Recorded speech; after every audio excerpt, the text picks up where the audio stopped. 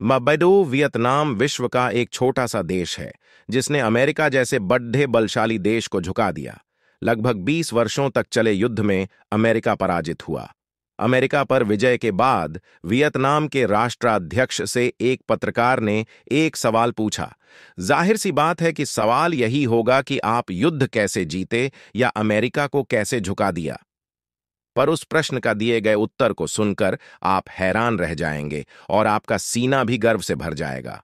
दिया गया उत्तर पर ही ये सभी देशों में सबसे शक्तिशाली देश अमेरिका को हराने के लिए मैंने एक महान व श्रेष्ठ भारतीय राजा का चरित्र पढ़ा और उस जीवनी से मिली प्रेरणा व युद्ध नीति का प्रयोग कर हमने सरलता से विजय प्राप्त की। आगे पत्रकार ने पूछा, कौन थे वो महान राजा? मित्रों, जब मैंने पढ़ा तब से जैसे मेरा सीना गर्व से चौड़ा हो गया। आपका भी सीना गर्व से भर जाएगा। वियतनाम के राष्ट्राध्यक्ष ने खड़े होकर जवाब दिया। वो थे भारत के राजस्थान में मेवाड़ के महाराजा महाराणा प्रताप सिंह।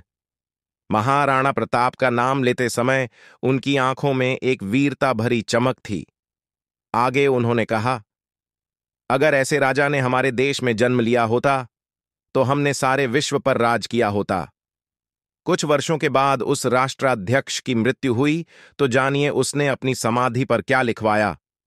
यह महाराणा प्रताप के एक शिष्य की समाधि है। कालांतर में वियतनाम के विदेश मंत्री भारत के दौरे पर आए थे। पूर्व नियोजित कार्यक्रम के अनुसार उन्हें पहले लाल किला व बाद में गांधी जी की समाधि दिखलाई गई। ये सब देखते हुए उन्होंने पूछा, मेवाड़ देश के महाराजा महाराणा प्रताप की समाधि कहाँ है?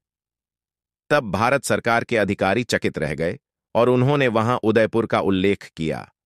वियतनाम के विदेश मंत्री उदयपुर गए। वहां उन्होंने महाराणा प्रताप की समाधि के दर्शन किए। समाधि के दर्शन करने के बाद उन्होंने समाधि के पास की मिट्टी उठाई और उसे अपने बैग में भर लिया। इस पर पत्रकार ने मिट्टी रखने का कारण पूछा। उन विदेश मंत्री महोदय ने कहा, ये मिट्टी शूरवीरों की है। इस मिट्टी में एक महान राजा ने जन्म लिया। ये मिट्टी मैं अपने देश की मिट्टी में मिला दूंगा ताकि मेरे देश में भी ऐसे ही वीर पैदा हों।